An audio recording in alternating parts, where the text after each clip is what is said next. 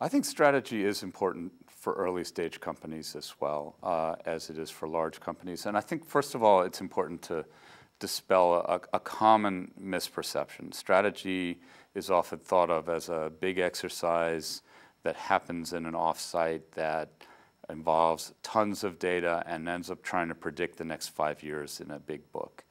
And certainly that can sometimes happen in large organizations, but that's not really what strategy is.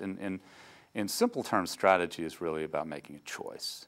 Strategy is deciding what you're going to do and what you're not going to do, with the focus being on defining an area of sustainable competitive advantage.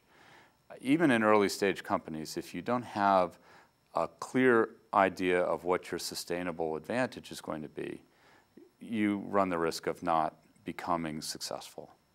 In the very early stages, a company of one or even a very small team, a lot of times it's important to have a resource that helps you check your assumptions.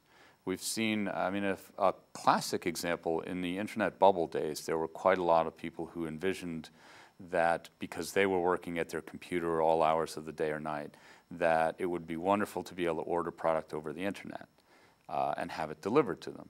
They kind of extended that assumption to one that assumed that the entire world would order things online and physical stores as we know them would disappear. Of course, you could probably have looked at catalogs, which are a similar thing done with a telephone instead of the internet. And catalogs were about 1% of retail sales in the country even before the bubble. So it would give you an idea that probably the number was not going to be 100%. And in fact, it gives you an idea of how you might size the potential.